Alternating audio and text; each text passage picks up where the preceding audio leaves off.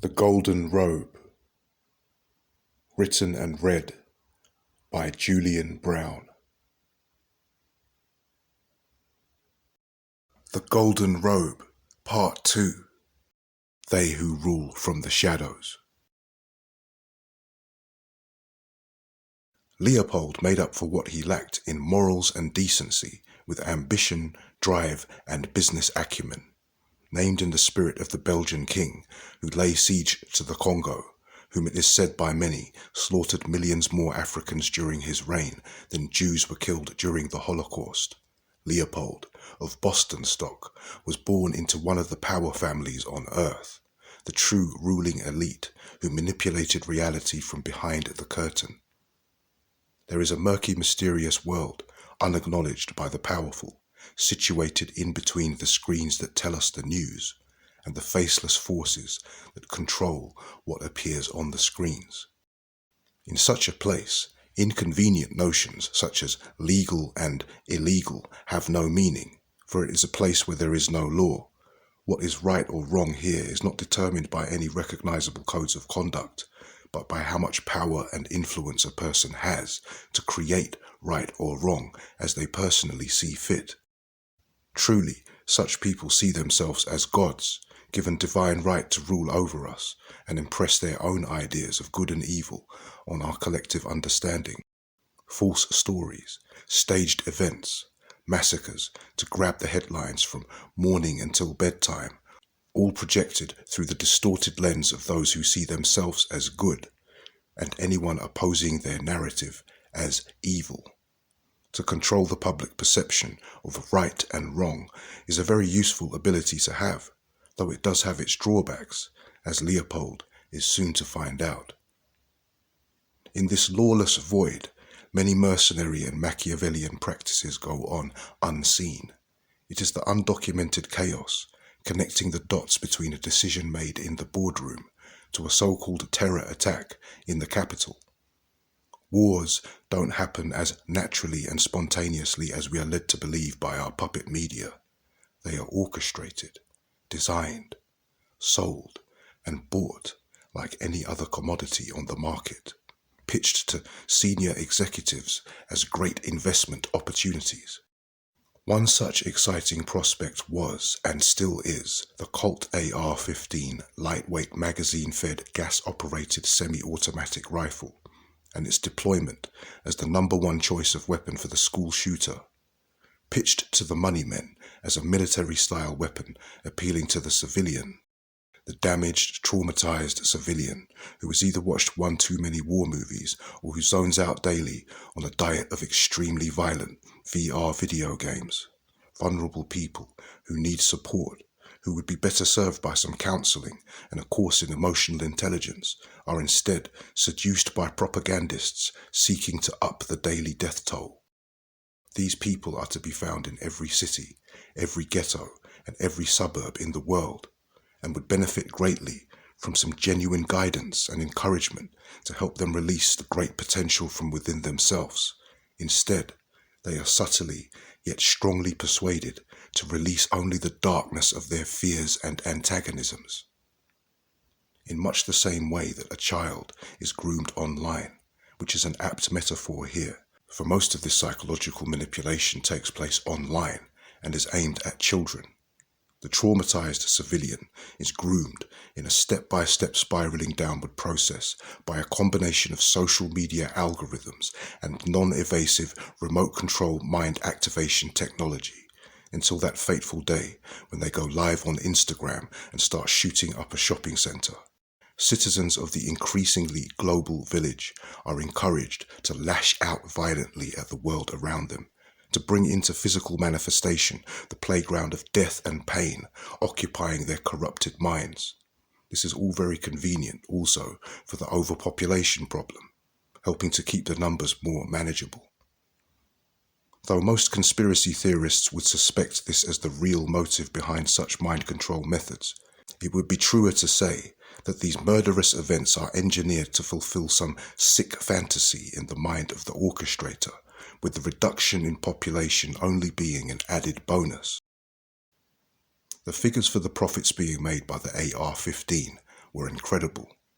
Predictably, the stock price rose into the sky soon after a school shooting. Of course it would. It's only logical. What better advertisement for military-style weaponry than military-style death itself? Savage, unpredictable, inhumane, unforgiving, and impersonal. The unspoken tagline to this zombie apocalypse theme, that you would be a fool not to purchase an AR-15 under such circumstances. Leopold and his team were responsible for bringing the horror of war into the local community. Nothing sold guns like fear did. People feared most for their children, and children, still so young and impressionable, were obviously very scared, seeing their parents and teachers running around in a panic, crying and breaking down in emotional speeches on TV, arguing the case for gun law reforms. These young children were not inspired with much faith that their elders could protect them from this very real threat. The grooming process began here, to pave the way for yet more copycat school shootings to come, and so more sales of the AR-15. Leopold didn't enjoy many things, even with all his wealth, power and influence. Though family gave him his privileges, he cared little for any of his family and detested any time he was obliged to spend with them. Love. Leopold knew not love, only manipulation. Having someone miss him and care about him was something he found annoying. Rather they serve their purpose, satisfy his carnal impulses, and then leave. No, what really got Leopold's rocks off was watching a story in the news trend globally about some terrible tragedy in a quiet town that had never before seen such carnage. A quiet town, often selected personally by him. To sit back with a mojito and know that all this mayhem and heartache in front of him was because of him. The cherry on top being that no one knew it and no one would ever know.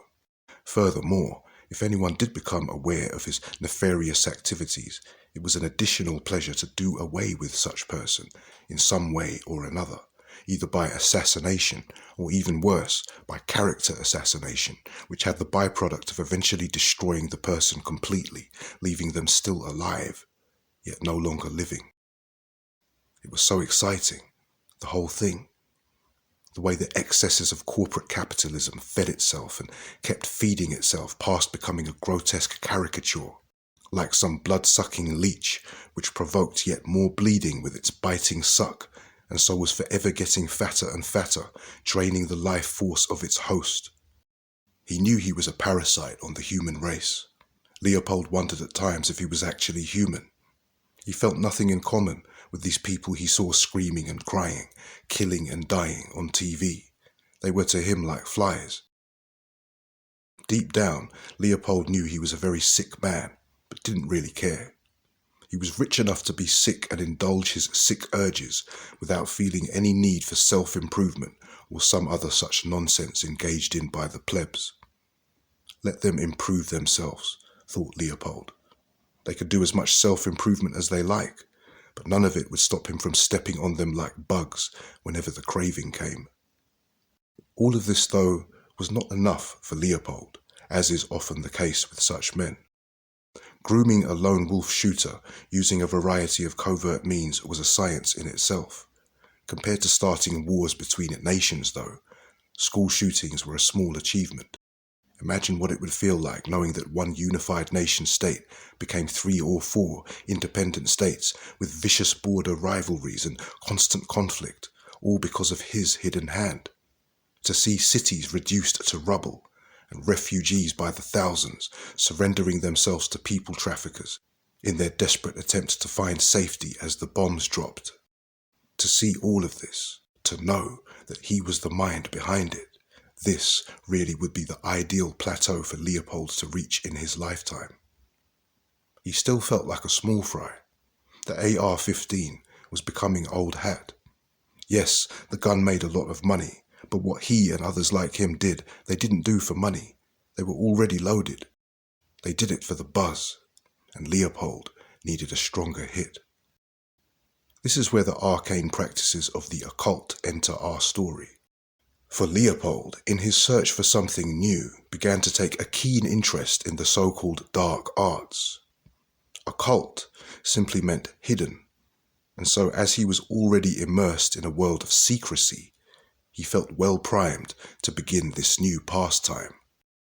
There were several secret orders that he knew of, introduced to by members of his family, but just as when he had tried out yoga, martial arts, or some similar practice requiring discipline and dedication, he couldn't manage to commit to it for long before losing interest. He'd got used to having whatever he wanted, whenever he wanted it, and so considered patience to be more of a weakness than a virtue.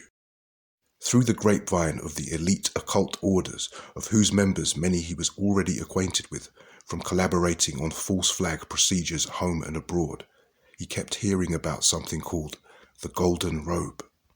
It was mentioned respectfully and with much the same awe-inspiring sentiment that is expressed when one speaks of the Holy Grail or the Philosopher's Stone.